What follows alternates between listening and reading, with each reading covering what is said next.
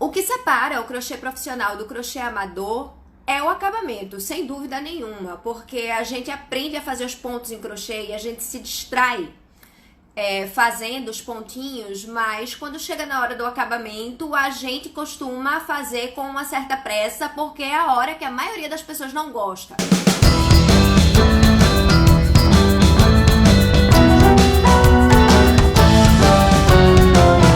Muita gente me perguntou como fazer uma peça sem costura. Eu sei que todo mundo aqui quer fugir da costura, eu também. Só que eu tenho aqui uma blusa de malha, que por sinal é uma super sugestão que eu tenho para quem está super na moda usar crochê com camisa de malha. As saias, o Marcelo tem umas saias lindas, vocês podem combinar com blusas neutras, com nozinho, enfim. Tem várias maneiras de usar essas camisetas de malha. Se vocês olharem para a camiseta, ela vai ter costura nos ombros, ela vai ter costura na manga, ela vai ter costura dos lados e não raras vezes ela vai ter uma costura nas costas. Por quê? Porque muitas vezes o lugar onde você vai costurar a sua peça define a modelagem que a sua peça vai ter.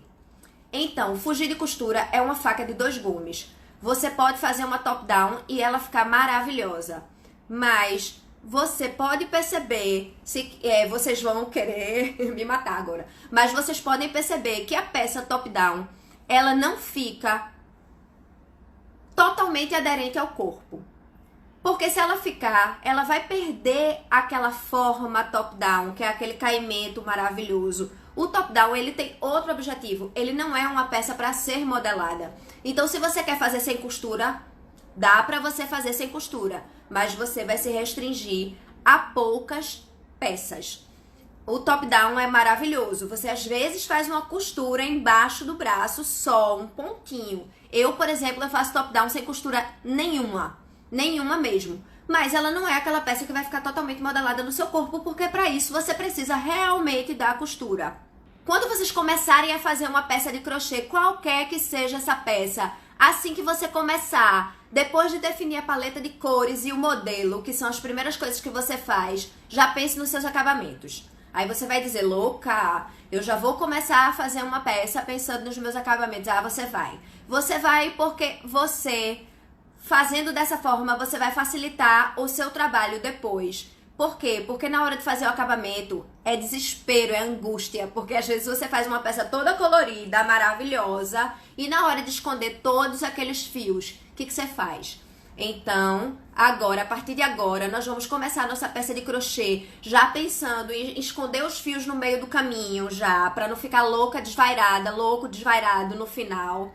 Já pensando se você vai usar o nó tecelão, se você vai esconder ao longo do que você vai tecendo, o que é que você vai fazer e como você vai fazer o acabamento daquela peça.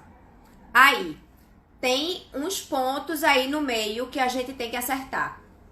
Vocês, quando veem tutorial na internet, as professoras, né, youtubers, enfim, acertadamente, elas dizem o quê? Se você tiver, quando você vai começar uma carreira de ponto baixo, quantas correntes você faz para subir essa carreira de ponto baixo?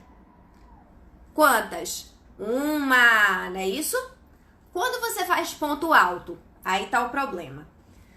Quando você faz o ponto alto, algumas pessoas, algumas professoras dizem assim, se você tiver a corrente apertada, você faz 3 correntes para subir a carreira de ponto alto. Se você tiver a corrente mais folgada, você sobe 2 correntes, não é isso? Respondam, eu quero interação. Então, o que acontece? Nós vamos combinar que a partir de agora nós vamos fazer 2 correntes todas as vezes que a gente for começar uma carreira de ponto alto. Mas, Gabi, e se meu ponto for apertado? Folga. Vamos pensar no acabamento. Você vai, todas as vezes que você começar a subir as suas correntinhas, você vai já raciocinar. Eu tenho que fazer folgadinho. Por quê? Vamos contar o seguinte. Quantas voltas na agulha você dá quando você vai fazer o ponto alto? 2 voltas. Então, quando você faz 2 voltas, você só faz 2 correntes. E eu vou explicar por quê. Porque quando você for fazer o acabamento de lado, né? Você tá fechando o lado da blusa. Pensem nisso aqui. Você tá fechando esse lado. Você fez 2 peças e você tá fechando esse lado aqui. Você fez frente e depois costas e tá fechando isso aqui, certo?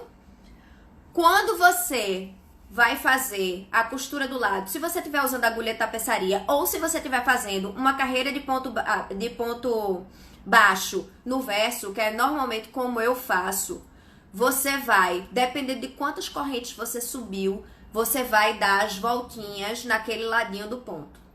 Explico. Se você tá subindo, se você subiu 2 correntes no ponto baixo, no ponto alto, você vai fazer aqui um ponto baixo e aqui outro ponto baixo. Por quê? Porque se você fizer 3, você vai fazer isso aqui, ó. Você vai alargar. Se você fizer um só, você vai apertar ou então vai deixar um buraco. Se você fizer 2, você vai fazer o ideal. Aí o que acontece quando você faz 3 correntes? Para você fazer uma coisa harmônica, você vai fazer 3 pontinhos aqui, ou 3 pontinhos de tapeceiro, ou 3 pontinhos baixos. Quando chegar do outro lado, você vai fazer só 2. Então procurem, por mais que seu ponto seja apertado, por mais que tenha mimimi do ponto apertado, quando vocês pensarem em vestuário, folguem as correntinhas iniciais e façam 2 no ponto alto. Se for ponto alto alongado, façam 3. Se for ponto baixo, faça 1. Seja muito metódico nesse aspecto, porque você vai ganhar muito na hora do seu acabamento. Toda costura, ela precisa acompanhar a trama do tecido. Eu tô aqui com uma malha. Se a gente tivesse colocado mais pontos aqui, no caso é uma máquina de costura, não é uma mão, mas a gente quer um acabamento bom, certo? A gente trabalha com tensão da máquina de costura. Então, dependendo da tensão que você colocar, o ponto da máquina de costura, imagine aquele pontinho, ele vai ser pequenininho ou ele vai ser mais folgado. Isso depende da sua trama, para não fazer assim, ó, na hora da costura.